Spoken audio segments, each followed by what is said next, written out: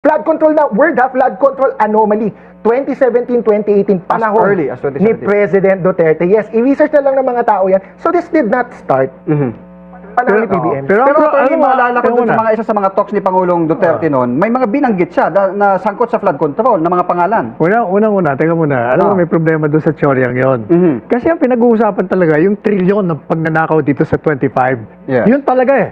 Kasi sabi ko nga, kung totoo yung sinasabi nyo ng panahon ng administrasyong Duterte, anti-Duterte ang lahat na media, na sana na-expose na yan. Wala naman, wala akong narinig noon na DPWH ng mga flood control projects. Yung ganon.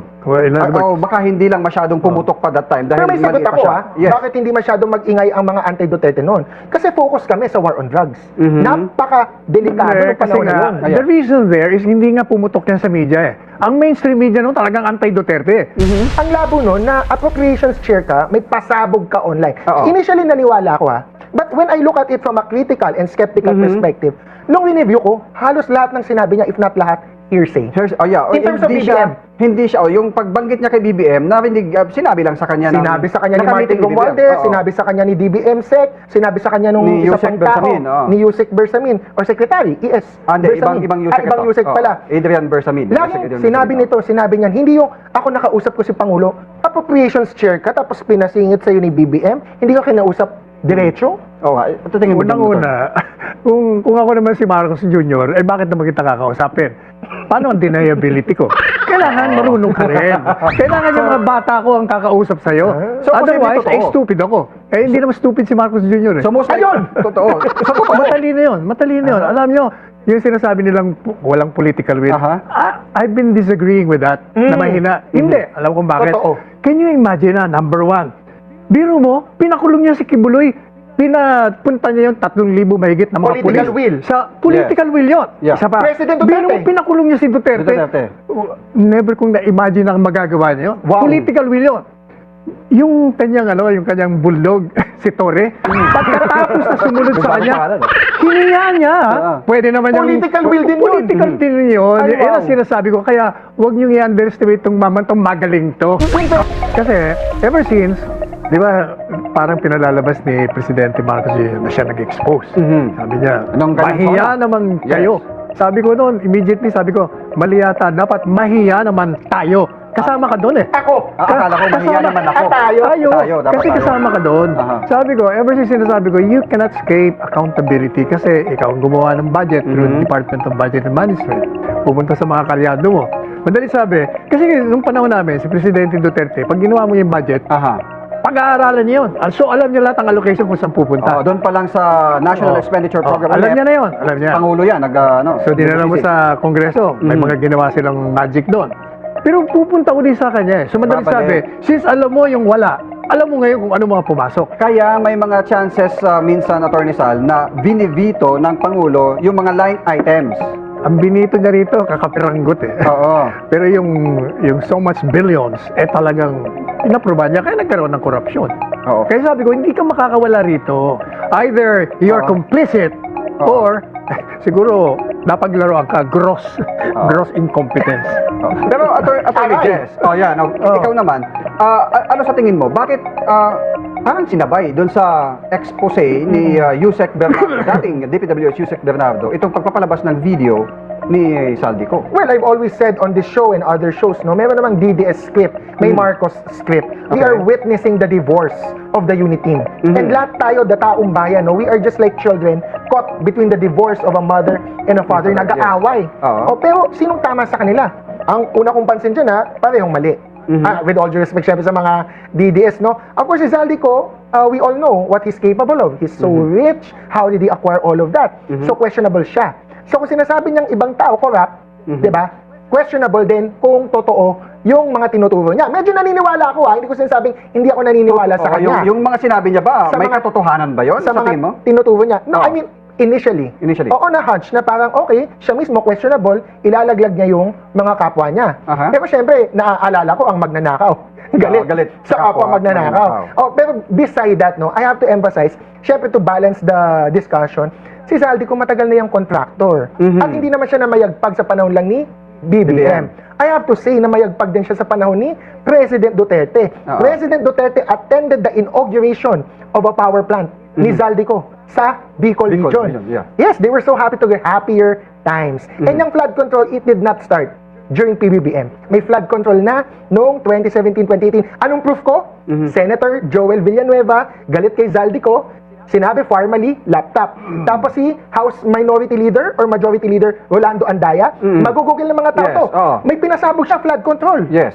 Flood control na word ha, flood control anomaly. 2017-2018, panahon early as 2017. ni President Duterte. Yes, i-research na lang ng mga tao yan. So this did not start panahon ni PBM. Pero Pero ano, attorney, maalala ko ano dun sa muna? mga isa sa mga talks ni Pangulong Duterte noon, may mga binanggit siya na sangkot sa flood control na mga pangalan. Unang-una, teka muna. Alam mo, may problema doon sa Choryang yon. Kasi ang pinag-uusapan talaga, yung trilyon ng pagnanakaw dito sa 25. Yes. Yun talaga eh. Kasi sabi ko nga, kung totoo yung sinasabi nyo ng panahon ng administrasyong Duterte, anti-Duterte ang lahat na media. Na sana na-expose na yan.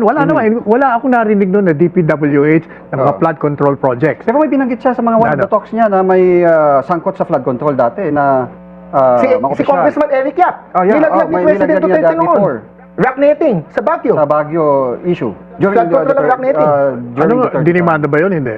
Yun nga, wala nga lang na demanda during that time. Ibig sabihin, walang ebidensya kung pag ganon.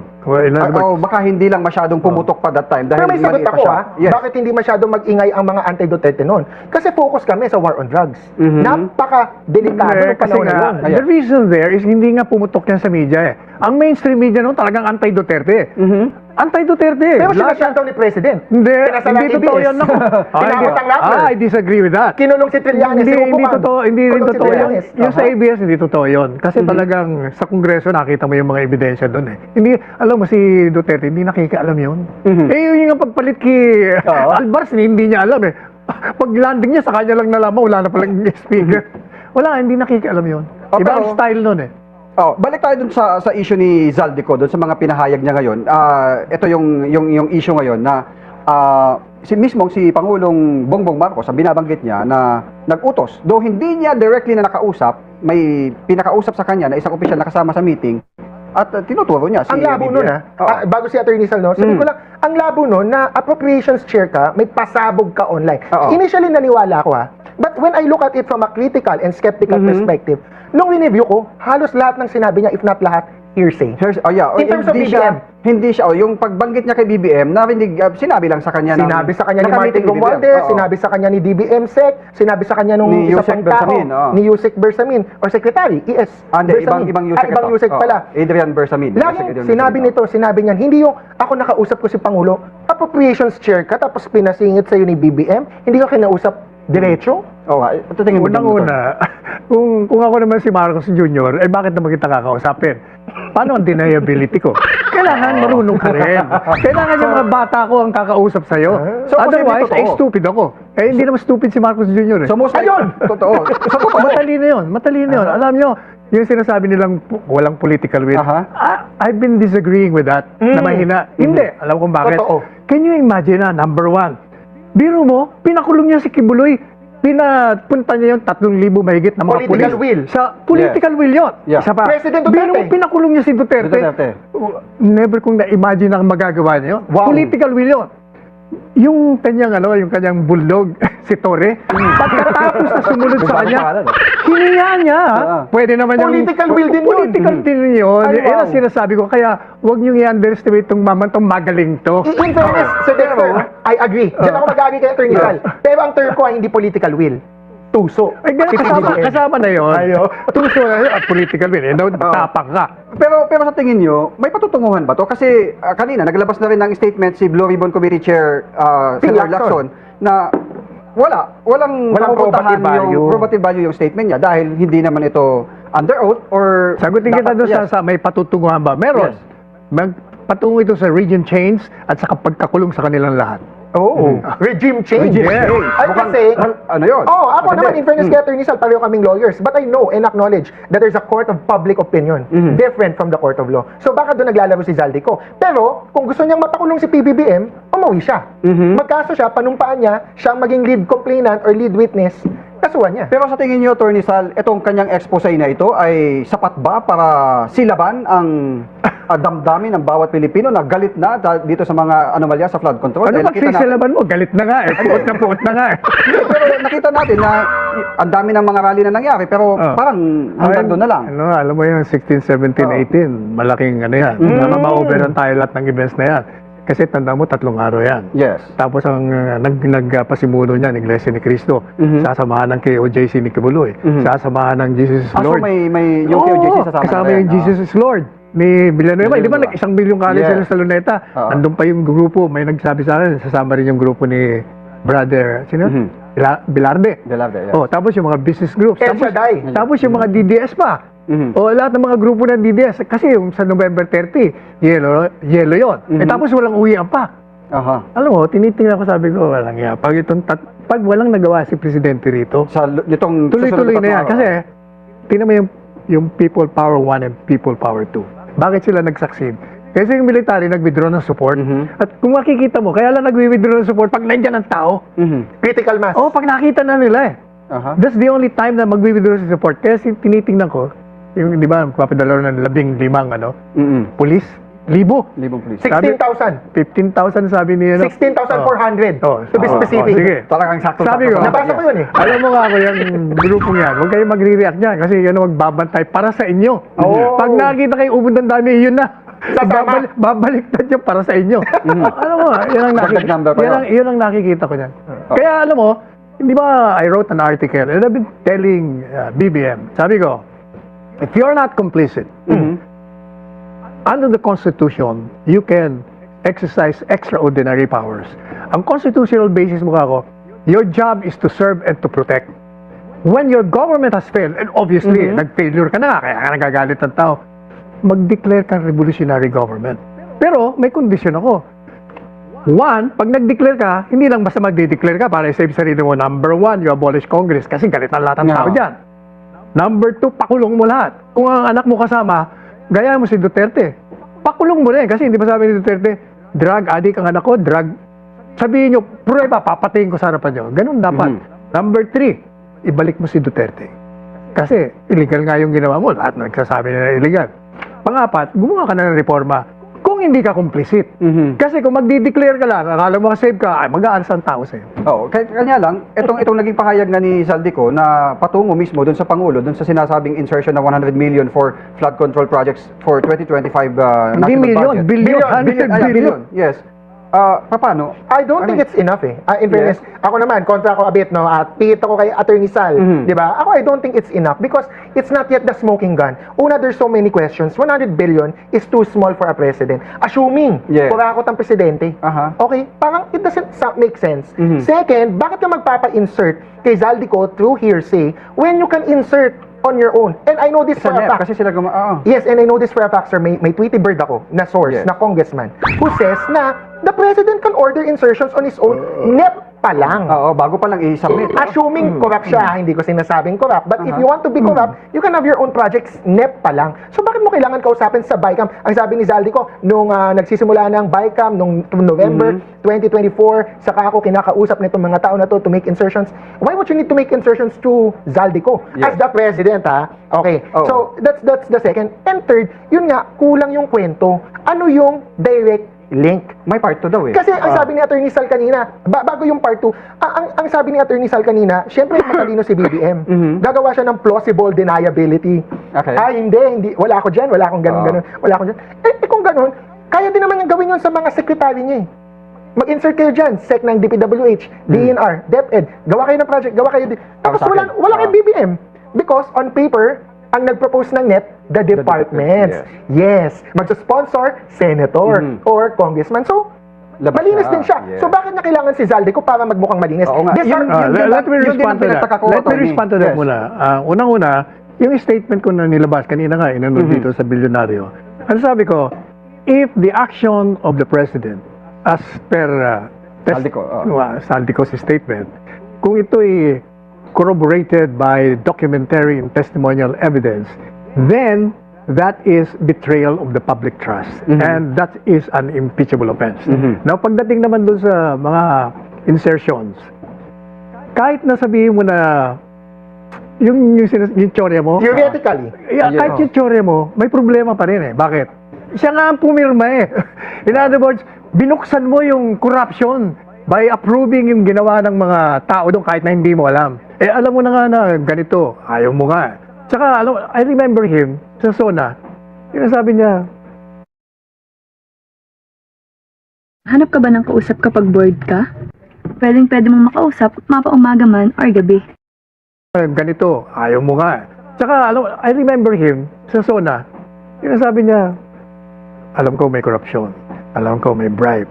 Ninalanan niya nga eh. Kaya I've been criticizing the investigation. Ano pang iimbestigahan mo? Nag-imbestiga ka na, alam mo na nga eh. Yes, Pakulong mo na lang lahat yan. Sorry, Sir Dexter, no? Attorney Sal, question na, ang logic mo is if pinirmahan, kahit hindi mo alam na corrupt, may liability Ng si alin? Pangulo. No, I mean yung logic Yung sa niyo po. logic mo, dahil siya May- pumirma sa... Dahil siya Kasi nga, Saka tanda mo, Bakit during that time, di ba, ang dami nang nagre-reklamo dyan sa insertion, nagkaroon ng gulo dyan eh. Tapos, tinanggi niya na, hindi, wala akong nakitang insertion dyan. Di ba, sabi niya, pinirmahan ko yan, wala naman. Kasi nga, yung pinirmahan mo, wala na.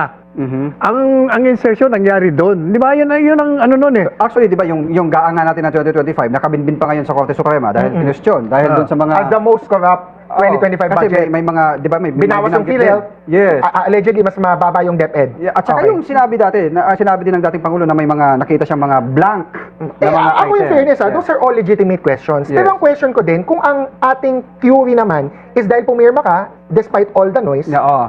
medyo ganun din kay Pangulong Duterte. Ang dami na ding noise noon, Freegate scandal, Farmally, this and that, this corruption, that corruption. Sabi ni Attorney Sal, wala daw masyadong Tingnan mo nag-ingay. In fairness, nagsubok ang mga anti-Duterte mag-ingay but nga, focus sa war on drugs, may lockdown, may pandemic, takot yung mga tao, authoritarian si President Duterte, pumirma pa din si Duterte. Okay, last hear it sa issue. Yung formalin sinasabi nyo, may demanda ba ron? Meron po. Saan? Nasa Saan demanda? ombudsman. Sa ombudsman. Hanggang ngayon, nandiyan pa rin. Pertinent na po kasi nung dating Kasi alam mo, ombudsman.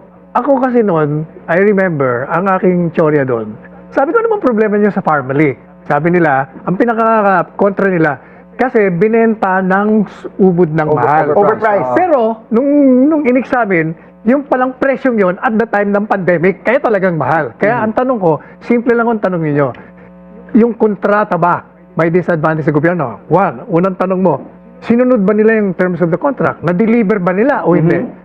Na-deliver? Walang reklamo? Wala? O anong anomalya? Sabi nila, hindi kasi yung isang company, wala namang ganong kalaking pera. Bakit nakuha nila sa nakuha ang kontrata? Net contracting capacity. Ang tanong ko naman, teka muna. Ay ano naman, ang mahalaga, meron mang problema doon sa terms ng kontrata na hindi nasunod. Ayan. Kung wala, walang violation. Hindi ko na lalaliman, pero ang sagot ko, meron. Anyway, Nasaan? Moving to the Kami ang boses ng masa, hindi natatakot. Katotohanan lang, di kami nalulunod. Walang bahid ng sismis, lahat ay totoo. Kahit sino ka pa, pag mali ka babanatan ka. Walang pinipili kulay, wala kaming kinikilingan. Basta para sa bayan, kami lalaban.